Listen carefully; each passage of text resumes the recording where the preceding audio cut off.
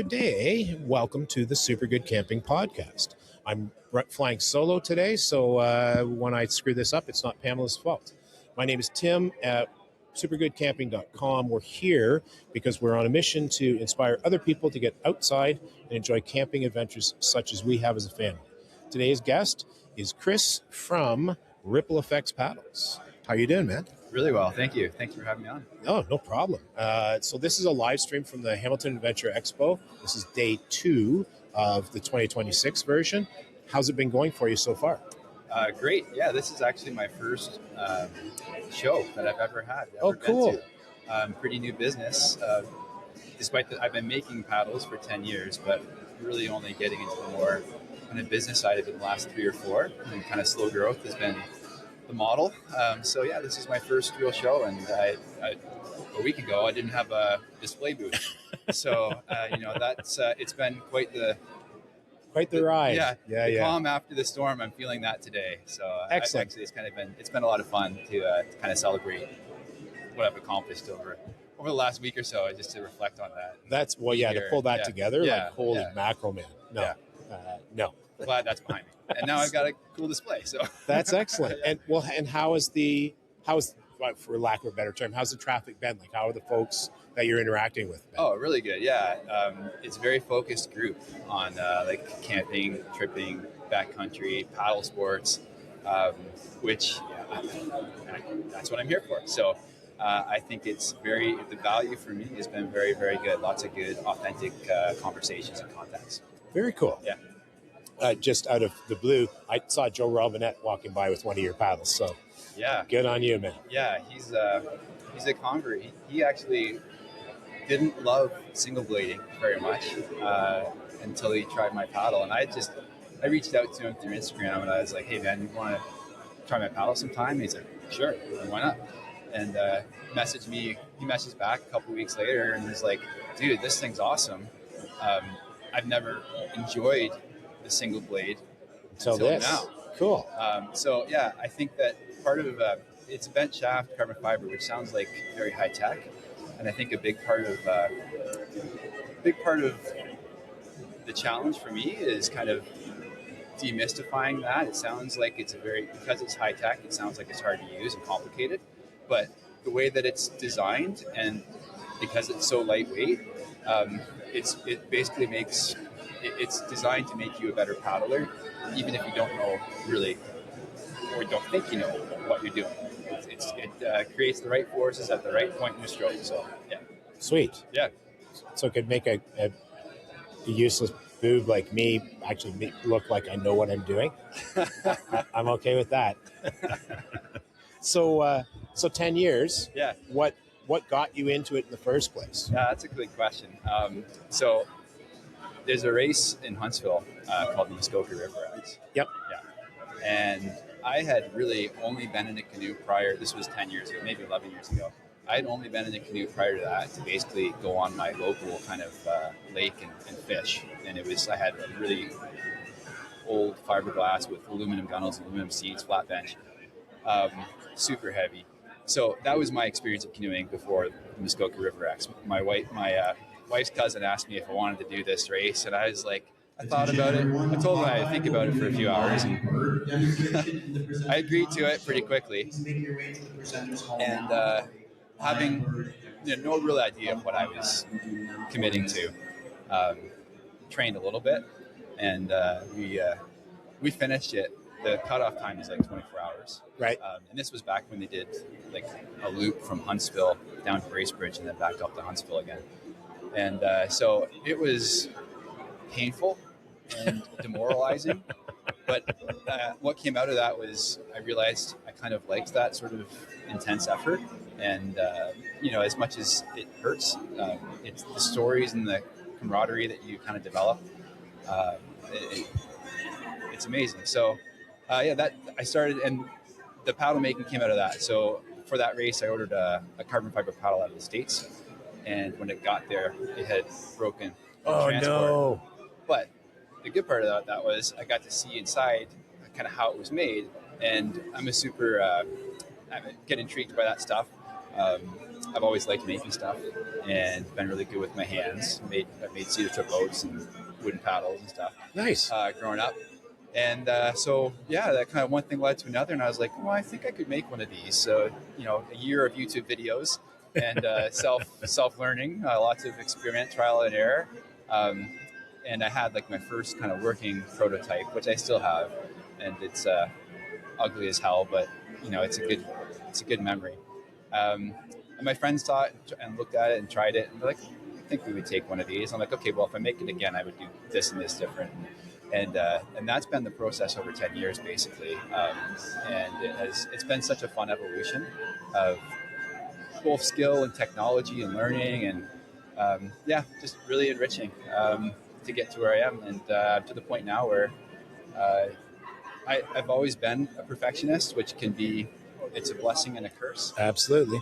But I'm to the point now where, when I glue a paddle up and I look at it, sometimes, I don't even believe that, it could come from my shop. I hear you. It's pretty cool. So, yeah, I'm really, really stoked to be putting these in people's hands and to get the feedback that I'm getting. Yeah, it's a lot of fun. Sweet. So, are there different models that you do now as well? Not yet. I am in the works for a straight shaft model. I brought the handle along with me today that I've kind of prototyped for the straight shaft. Oh, I saw you talking to Adam about that. Yeah. Yep. Yeah, there it is. Yeah. Very cool. So that one is on my regular paddles, my bent shaft paddles, it's an asymmetrical grip. The one in your hand for the straight shaft, it's symmetrical. You can tell it doesn't weigh. There's like... it's like grams. It would blow away. Yeah. That is so awesome. Yeah. And yet strong as like bomb-proof, right? Yeah, and actually that's stronger than my typical one. I put 3 layers of carbon in that. In my regular handles, I only put 2. Just thinking, okay, I'm going to make this new straight shaft more for like a backcountry tripper market. So it's okay if it's a little bit heavier. When I say a little bit heavier, like talking an ounce, right. For the extra material that I put in, you get so much strength out of it. It's pretty cool. And it looks cool too. Yeah, it does. It's all high tech and stuff. That's a nice fit in the hand. Well, that's why I brought it, because I wanted to get some feedback from people. No, that is. Yeah. Oh, I like that. Yeah. Sweet. I'm going to steal it if I don't give it back to you. Yeah, no worries. Very cool. So, and you've got a... Yeah, don't beat the crap out of the end of it, exactly. Right? Yep. Yeah, and so that was something I came up with, like, just from our training, like through all of our training in Southwestern Ontario, we don't have very much water most of the time. So we are scraping bottom a lot. And just due to that, we were nicking paddles, and eventually with carbon and most composite paddles, if you keep banging it on the bottom, it's going to chip, and eventually that'll go into like a delamination where the layers start to come apart. Yep. So this was this idea here. It's like a sleeve of fiberglass that just slides right over top of the bottom of the blade. So you put it on after the blade is made, and it's its own kind of like rigid, solid part that just slides on there, almost like a double-sided toenail for the end of the blade. And that is just a game changer. I put it on with like a 10-minute epoxy, which is enough to hold it on there. But if it gets to the point where you've really worn that away and you want to replace it, then you can just kind of warm it up gently with a hairdryer, peel it off, sand up, clean it up, slide a new one on, and then you're back in the game. 10-minute epoxy and you're off. So, I mean, I feel like for myself, from a training perspective, we go through, you don't want to be going through a new paddle every season, especially at this price point. Yeah. So, but that's kind of what has been happening. So I needed something that was replaceable and kind of wearable. So that was a really cool solution, and I think it lends itself really nicely to the tripping group. So yeah, I'm really stoked about that idea. Sweet. How much does that one of those weigh? Yeah, so in ounces, it's 8 ounces. In grams, it's like that's 230 grams. So half a pound. Yeah, I haven't felt it yet. I was saying I want to get a video of people's faces. It's like a prop, man. Yeah, I know, exactly. I would like to get a video of people's faces. Just I hand it to them, and their face lights up, and they giggle a bit, and they're like disbelief. Oh my God! That could be like an Instagram reel of that all day. That'd be so fun.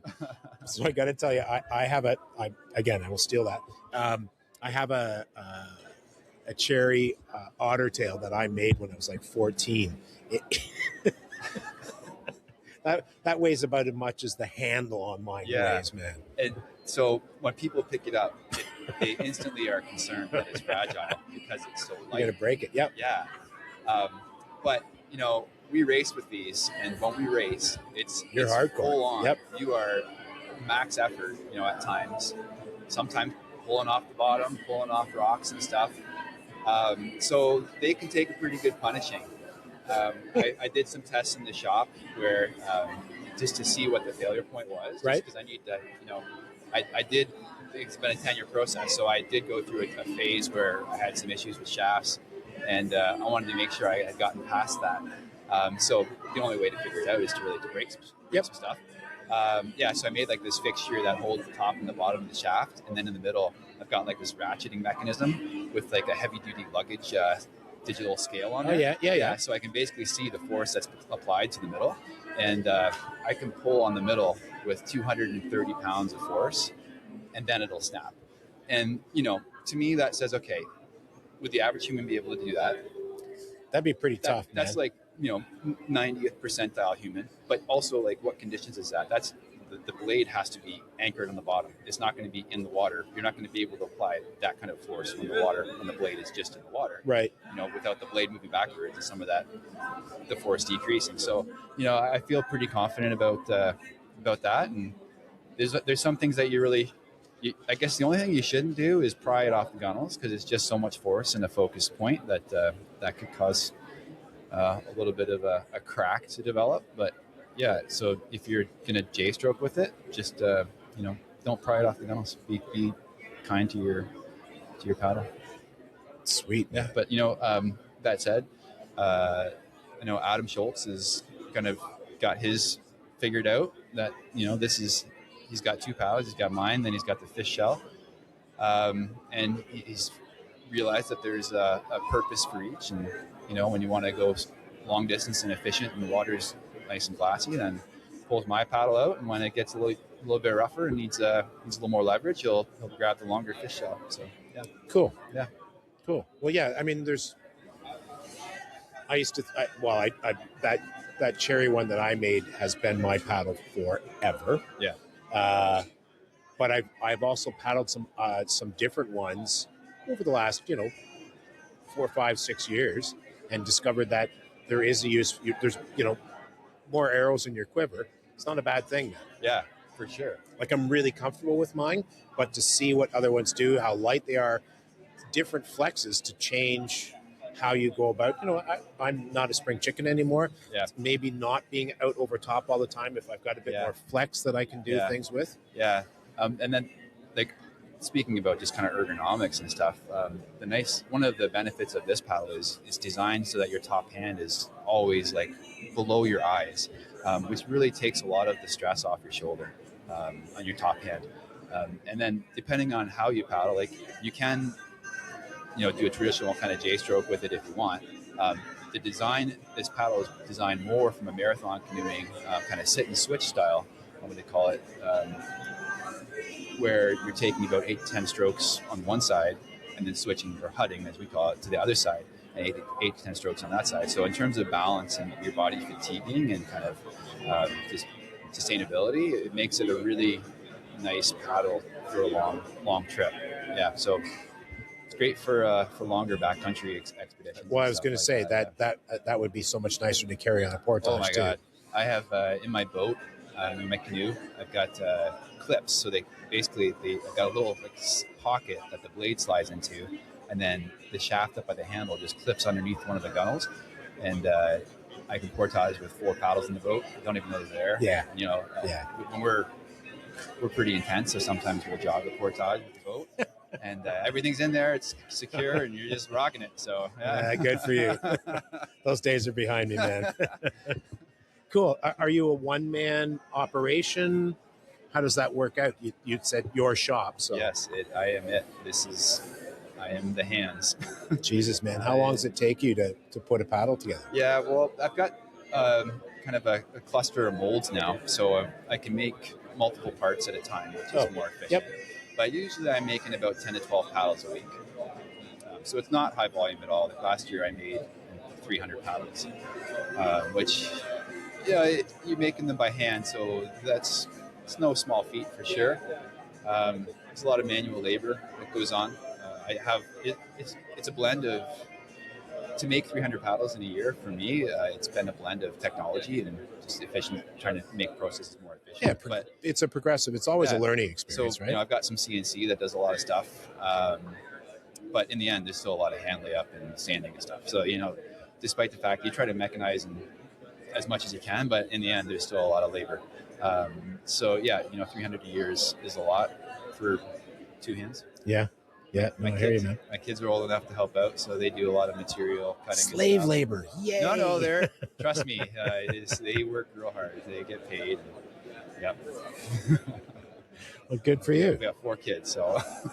Oh, that'll keep you busy too. They're 14 to 18, 4 kids. So somebody asked me recently what the age spread was, and I actually second guessed myself when I said 14 and 18, because that's one a year, baby. Yeah. Have they endeavored, just completely off topic, have they endeavored to eat you at a house and home?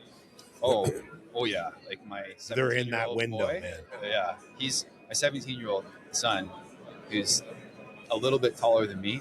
The grocery bill is ridiculous. Yeah. So I don't know when that ends, but I don't know that it ever does until they move out.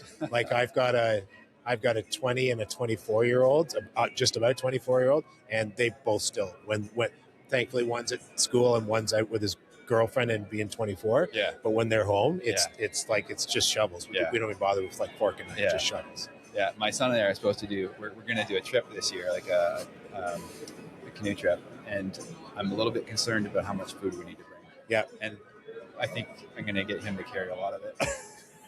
Maybe we carry I do the food. same with mine. Oh, smart. I do the same with mine. Yeah. All right, Chris. Well, thanks for dropping by, man. Yeah, greatly appreciate it. Yeah. Very cool. Very cool. So tell everybody where they can find you on social media, your website, all that. Absolutely, yeah. So Facebook and Instagram, it's RippleFX Paddles. Okay. And then on website, it's ripplefxpaddles.com. So Ripple and then letter X, paddles. Yeah. Perfect. Awesome. Well, thank you so much. Best of luck, man. Appreciate it. Yeah. Cool.